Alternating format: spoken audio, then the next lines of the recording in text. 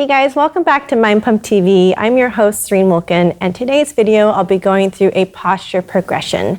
And this is typically how I teach when people come in with an upper cross syndrome, forward head, rounded shoulders, and a rounded back.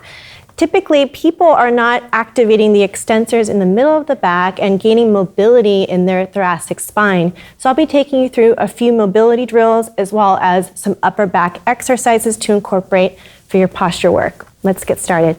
All right, you guys, we're gonna start with some T-spine mobility before we progress into our postural exercises. So I've got a bench here. I'm gonna go ahead and do an extension for my T-spine as well as a lat stretch. So coming here, hands behind my head, propping my elbows onto the bench, moving my legs backwards. I'm gonna just sink my elbows into the bench. Now tuck my tail under. That's important, guys, because you don't wanna borrow mobility from your lumbar spine.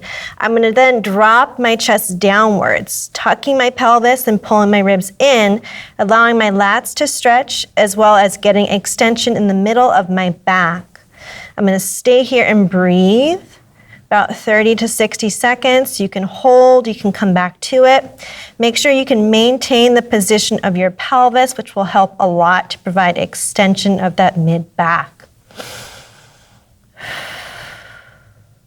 All right, you guys, so the next thing we're gonna do is T-spine mobility through rotation. I want you guys to come onto the ground, start in a 4-point position, and then sink your hips backwards.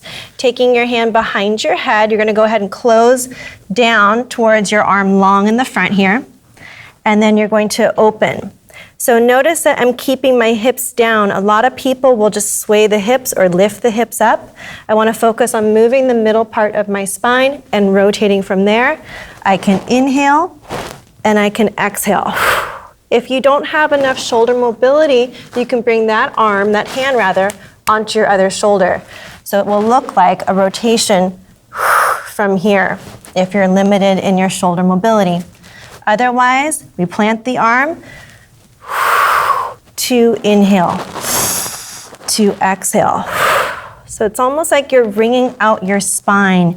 You're looking for that rotation, about 45 degrees, and then back and down. All right, you guys, so now that I'm able to identify extension in my back, I'm now gonna perform a postural exercise, a neutral grip pull apart.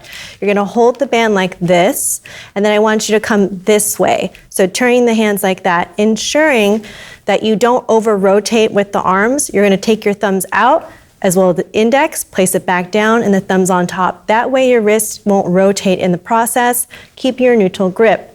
Taking a breath out as you reach outwards and inhale. So it's not so much about using your forearm, your grip strength, right? You want enough resistance on the band so that you feel the rear shoulders pulling together as well as your shoulder blades.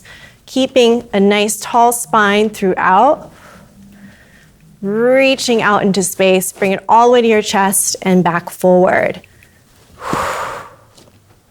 Maintaining your grip, keeping it stable in your spine. Next, we're gonna go into external rotation. So take the band flat across your arms here. Go ahead and grip it with your hands, arms out long. Again, we're gonna reach out. So we're focusing more on keeping the shoulders in that external rotation and back and forward. Exhale and inhale. Keeping my spine long as I reach the band out and back in. Squeezing my shoulder blades, opening out. I lead with my thumbs and back forward.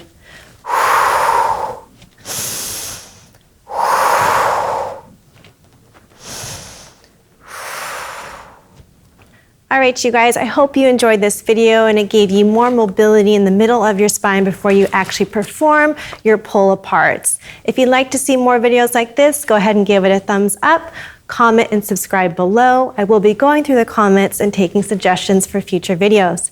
Thanks, guys. Have a great day.